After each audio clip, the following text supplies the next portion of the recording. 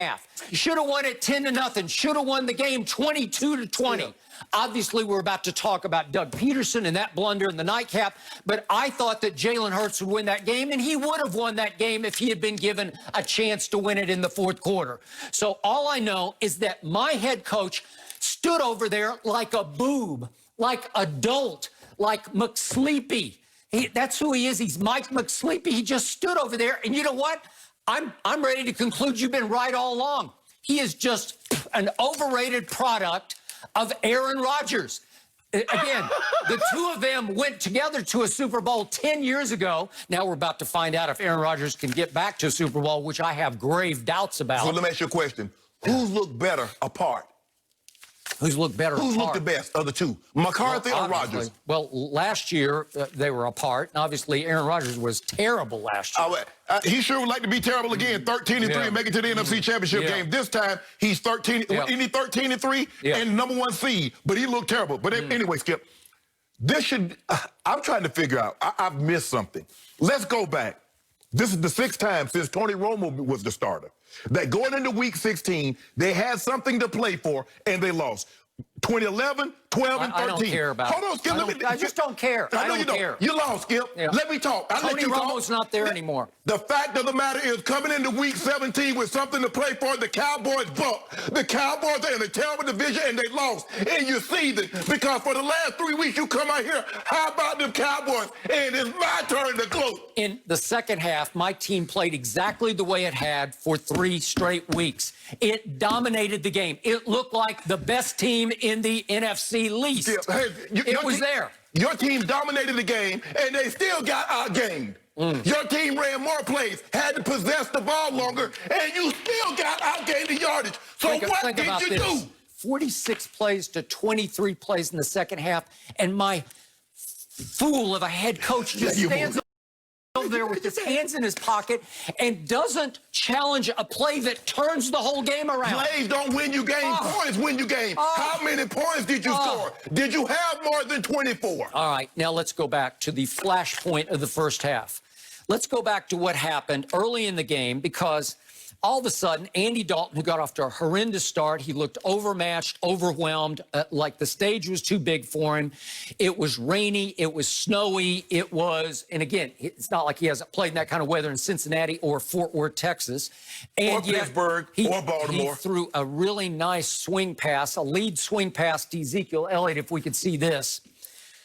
And it went for 9 yards and a first down. And all of a sudden, Dallas had the ball 1st and 10 at the New York 16. They're down 6-0. And look, he waved out. He did it again. He hurt. This is the highest paid running back in pro football. Sweet swing pass, got him in the flat, got on the edge.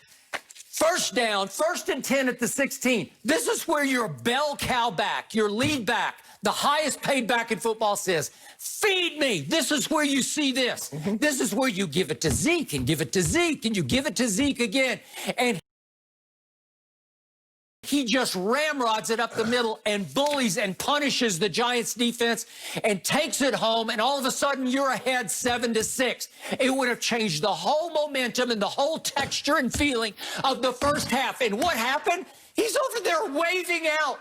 If he had gone to the sideline, he's over there the rest of the drive with the cape on. He's got his cape on. Right. If he had been seriously hurt, if he had pulled his hamstring or torn his hamstring and was out for the rest of the game, I would give you that. He complained later, my quad was bothering me. Your quad baloney. He came back in the game and looked just fine the rest of the game. So how can you do that to your team? You know and I know he is the unopposed leader of the team with no Dak Prescott. They all say, he's our leader. We look to him for wisdom and advice and for him to set the tone. And he waves out of the game. Are you kidding me? If you'd been on that team, you would have said, okay, that's enough. We're out. Well, let me ask you a question. Where's your highest paid receiver in the NFL? Where was he at? Where was Amari Cooper? What if Amari Cooper done? Skip! He caught a ball that almost scored. Hold on, time out. Amari Cooper had 9 targets, 6 catches, 41 yards, 13 yards for a long. He averaged 6.8 yards, less than 7. And you talking about he was good, making $20 million a year? Yeah, I thought he was actually pretty good for the road. He was terrible on the road. That explains why your team is terrible. Because as bad as their big dollar guys play, you still think they play good. What about my running back? That's all that matters. Exactly. He's the highest paid running back in pro football. Amari Cooper is the highest paid receiver. Ooh. He makes $20 million a year. You know what? All Zeke is anymore is a fullback.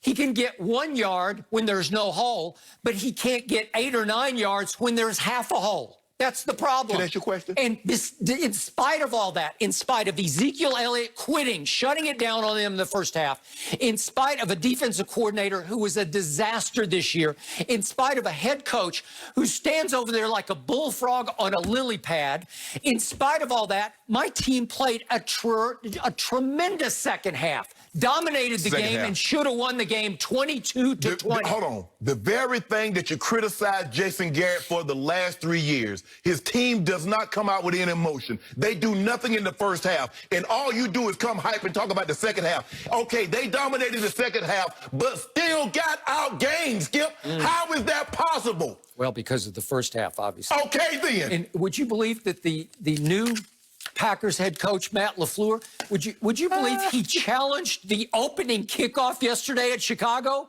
because Cordero Patterson sort of muffed it out of bounds. He stepped out of bounds at the 1, and they allowed him to, they were going to put it out at the 20. Yeah. And again, he challenged it to his credit. Well, my coach doesn't do anything. I don't know what, he's semi-retired. Wait a minute. Just 6 months ago, you was doing pom-poms.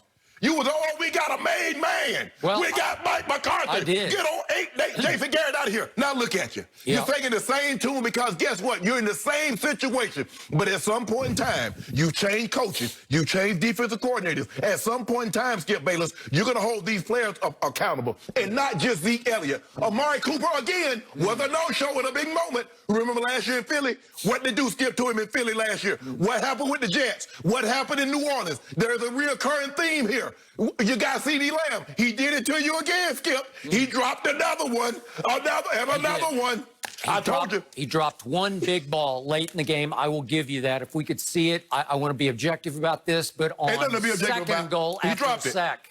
He dropped it. I'm being objective. He dropped it. You know, he probably could have taken that to, I don't know, the 7 maybe, and had given him a little better shot on 3rd down and 4th down to get the ball in. He was obviously looking to run before he caught it, but he has had a very good year, maybe not quite as good a year as the rookie up in Minnesota. Yeah, not quite as good. But it was very good. CDLs piled up. I told you, Skip Bayless, what was good. As a matter of fact, hold on, before we go any further. Whatever happened to Jerry Jeudy? You see him yesterday? Did you see him yesterday? Did they cut him? The longest pass reception by a receiver in the NFL this year. Really? 92, boned out. Would you take him over C.D. Lamb? I would take Jerry Jeudy. Stop it. Give me Jerry Jeudy with a quarterback. Give me Jerry Jeudy with a quarterback. Again. Give me Jerry Jeudy with a quarterback. But that's not here nor. Can I get my cases? I told you y'all wouldn't have a winning record. So guess what? And hold on, and we swept the Spurs. I do. And Tampa didn't win the division. So I go from being 6 cases down to 5 cases up, just like that over the weekend. I like my Super Bowl picks. I like Tampa, and I love Baltimore. But no. Before we talk about we got plenty of time. Skip, the Super Bowl, if I'm not mistaken, is like February the 7th. We got a lot of time in between there and there. I want to stick to, like you tell me, stay on topic. Let's stick to the Cowboys. Your pathetic, putrid Cowboys. And I told you, I said, Skip, it's going to hurt you even more. Because you get so close, you can see it. You can actually see, and then you can't go in. Yep. Oh, boy, that hurt. I know that hurt, Skip. I know it hurt because there are a lot of people and everybody, we steal them boys. But you make no playoff noise. You know why it didn't hurt? Because I was really proud of my football team. Proud of what? Skip, hold on, Skip. Hold on, love the way they played. Hold on, time out, Skip. This is professional football. Yep. This ain't 7 and 8 year olds when you get participation. And I'm proud of you, baby. You did a good job even though you didn't win. What the hell is that about? This is the NFL. And your